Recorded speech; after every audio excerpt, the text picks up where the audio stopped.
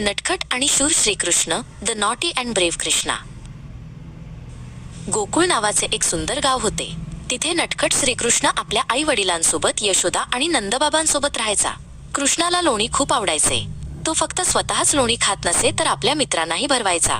त्याच्या चेहऱ्यावरील ते निरागस हसू पाहून सर्वांचे मन भरून यायचे. जेव्हा गोपिका लोणी उंच शिंक्यावर लटकवून ठेवायच्या तेव्हा कृष्ण आपल्या मित्रांसोबत मिळून मानवी मनोरा तयार करायचा. तो चतुराईने वर चढायचा आणि लोण्याचे मडके फोडून लोणी फस्त करायचा. यशोदा माता त्याला पकडण्यासाठी मागे धावायची तेव्हा तो अतिशय चपळाईने लपून बसायचा. यालाच त्याचे माखन चोर रूप म्हणत. एके दिवशी कंसाने पाठवलेली पूतना नावाची राक्षसी गोकुळात आली. तिने सुंदर स्त्रीचे रूप घेतले होते, पण तिच्या मनात कपट होते. तिला कृष्णाला हानी पोचवायची होती. तिने गोड बोलून बाळकृष्णाला आपल्या कडेवर घेतले, पण कृष्णाला तिच्या दुष्ट हेतूचा अंदाज आधीच आला होता.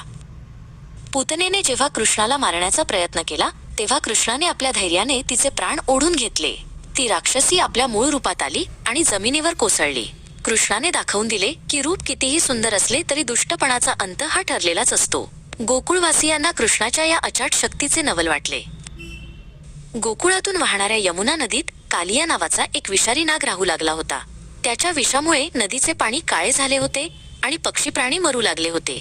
श्रीकृष्ण एक दिवस आपला चेंडू आणण्याच्या बहाण्याने नदीत उतरला. नदीच्या खोल पाण्यातून भयानक काळिया बाहेर आला. कृष्णाने अजिबात न घाबरता कालिया नागाशी युद्ध केले. त्याने मोठ्या धैर्याने नागाच्या फण्यावर उडी मारली आणि तो तिथे नाचू लागला. कृष्णाच्या वजनामुळे कालियाची शक्ती कमी झाली. त्याने कृष्णाची माफी मागितली. कृष्णाने त्याला नदी सोडून जाण्याची आज्ञा दिली आणि यमुना नदी पुन्हा शुद्ध झाली. एकदा इंद्राचा अहंकार वाढला आणि त्याने गोकुळावर जोरदार पाऊस पाडायला सुरुवात केली. विजा कडू लागल्या आणि पूर्ण गाव पाण्याखाली जाण्याची भीती निर्माण झाली. सर्व गावकरी घाबरले आणि नंदबाबांकडे मदतीसाठी धावले. कृष्णाने सर्वांना धीर दिला आणि गोवर्धन पर्वताकडे चलण्यास सांगितले. सर्वांचे रक्षण करण्यासाठी कृष्णाने आपल्या हाताच्या करंगळीवर अख्खा गोवर्धन पर्वत उचलला. त्याने एखाद्या छत्रीप्रमाणे तो पर्वत 7 दिवस आणि 7 रात्री धरून ठेवला. सर्व गोकुळवासी मुले आणि गुरेढोरे त्या पर्वताखाली सुरक्षित राहिली. इंद्राचा गर्व उतरला आणि पाऊस थांबला. संकट काळात घाबरून न जाता बुद्धीचा वापर कसा करावा हे कृष्णाने आपल्या मित्रांना समजावून सांगितले. त्याने आपला मित्र सुदामा याला सांगितले की शक्तीपेक्षा युक्ती आणि धैर्य श्रेष्ठ असते.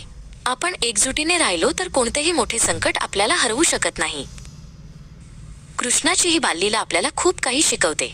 त्याचे चातुर्य आपल्याला कठीण प्रसंगात मार्ग शोधायला मदत करते, तर त्याचे धैर्य आपल्याला संकटाशी लढण्याची ताकद देते. आजही लोक नटखट कृष्णाच्या या गोष्टी मोठ्या आवडीने ऐकतात आणि त्याच्यासारखे बुद्धिमान व शूर बनण्याचा प्रयत्न करतात.